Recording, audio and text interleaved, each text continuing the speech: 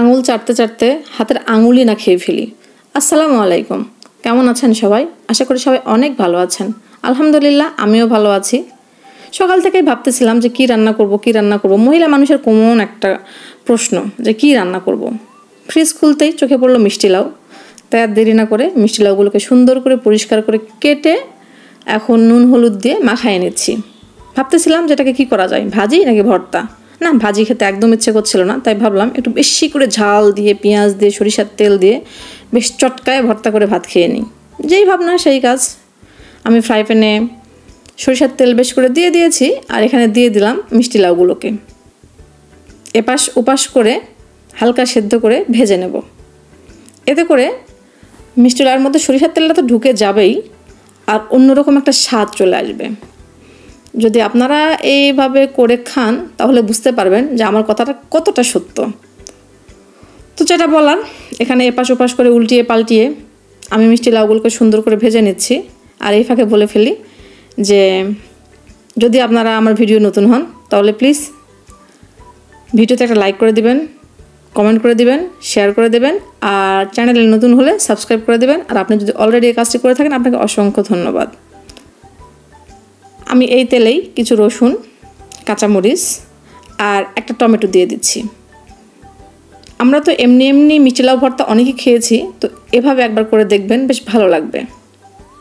আপনারা হতাশ হবেন না, নিরাশও করব না আপনাদের। অন্যরকম একটা ফ্লেভার, অন্যরকম একটা টেস্ট। যেমন ঝালের ঝাল, মিষ্টি লাউয়ের মিষ্টি আর টমেটোর টক, তিনটে দারুণ কম্বিনেশন, বেশ ভালো লাগে। তো আমার এখানে কাঁচামরিচগুলো ভাজা হয়ে গেছে, এগুলোকে উঠায় নিচ্ছি। সেই ফাঁকে বলি যে ফেসবুক থেকে দেখলে অবশ্যই পেজটিকে ফলো দিয়ে দিবেন। ঝালগুলোকে সুন্দর করে ভেজে নিচ্ছি। এভাবে ঝাল ভাজলে কিন্তু ভালো লাগে। আমার মনে হচ্ছিলো যে এখন মনে হয় এমনিতেই একটা খেয়ে ফেলি, তবে সত্যি বলতে অতটাও আমার সাহস নেই, আমি অতটাও ঝাল খেতে পারি না। তবে আমার বোনকে খুব মিস করতেছিলাম যে ও কিন্তু অনেক ভালোবাসে এভাবে শুকনা মরিচটা ভেজে খেতে। আর এগুলো যখন ভাজতেছিলাম, এটার যে একটা সুন্দর ফ্লেভার, পুরো বাসাটা যেন মো করতেছে। সাধারণ একটা ভর্তাও যে এতটা অর্ডিনারি হতে পারে এটা না আমি কল্পনাও করতে পারছিলাম না। আমি যখন ভর্তাটা করতেছিলাম ভাবেছিলাম যে এটা ভালো হবে, বেশ টেস্টি হবে, কিন্তু এতটা যে ভালো হবে এটা তো আমি আশা করি নাই। অকল্পনীয় ছিল, সত্যি বলতেছি। আমার কথাটা একটু বিশ্বাস করে আপনারা দেখতে পারেন, আর বাসায় একবার হলেও এটা ট্রাই করতে পারেন। একইভাবে প্রতিদিন একই নিয়মে খেয়ে খেয়ে আমরা সবাই বোর হয়ে যাচ্ছি, তো কেন না একটু ব্যতিক্রম ধর্মের, একটু আলাদা করে, শুধু অর্ডিনারি কেন, এক্সট্রা অর্ডিনারি করবো। এতে করে কিন্তু আরও বেশি ভালো লাগবে। কি বিশ্বাস হচ্ছে না? আমারও বিশ্বাস হচ্ছিল না। তারপরে যখন এটাকে সুন্দর করে চটকে মাখলাম আর টেস্টটা করলাম, তখন বুঝতে পারলাম এটা সত্যিই অনেক সুন্দর হয়েছে। তো গুচ্ছিখানেক পেঁয়াজ দিয়ে দিচ্ছি। বুঝতেই পারতেছেন বাঙালি, তো বাঙালির কিছু থাক চাই না থাক, মরিচ, পেঁয়াজ আর সরিষার তেল থাকতেই হবে। আর আমার মনে হয় যে প্রত্যেকটা খাবারের পুঁটি হচ্ছে সরিষার তেল, মরিচ, পেঁয়াজ, বিশেষ করে ভর্তার। কি আপনারা কি আমার সঙ্গে একমত?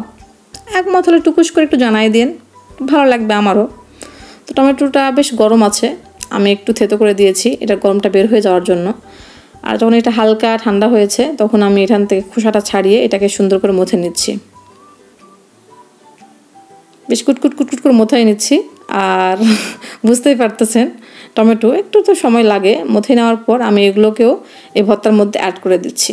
প্রথমেই তো বলেছি আপনাদের যে মিষ্টি লাউয়ের মিষ্টি, মরিচের ঝাল আর টমেটোর টক, জাস্ট ওয়াও।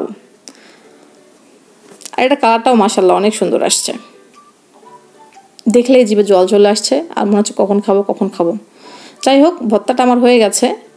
আমি উপর থেকে একটু সরিষার তেল দিয়ে দিচ্ছি, বেশ ভালো লাগবে। তা আপনারা তেলটা না দিলেও পারেন, যদি ইচ্ছে হয় দিবেন, না হলে দিবেন না। কি খেতে ইচ্ছে করছে না? জানতে ইচ্ছে করছে না আপনাদের যে এটা কেমন লাগবে খেতে? তো হ্যাঁ, আমারও ইচ্ছে করছে জানতে, তাই জানার জন্য চলে আসলাম খেতে। আর এটা মাখার পর প্রথম লোকমা যখন মুখে দিলাম, কি যে বলবো, আমি তো বাকরুদ্ধ হয়ে গেছিলাম। আর আমার তো বলার কোনো প্রয়োজন নাই, যা বলার সব তো ভর্তাই বলবে। সেটা ভর্তা বলতেও ছিল, সব কিছুর একটা অন্যরকম ফ্লেভার, বেশ ভালো লাগছিল। তো খেতেই চলে যাচ্ছি। আজকে এ পর্যন্তই। সবাই ভালো থাকবেন, সুস্থ থাকবেন, সবার সুস্বাস্থ্য কামনা করে আজকের মতো এখানেই বিদায় নিচ্ছি। আল্লাহ হাফেজ, আসসালামু আলাইকুম।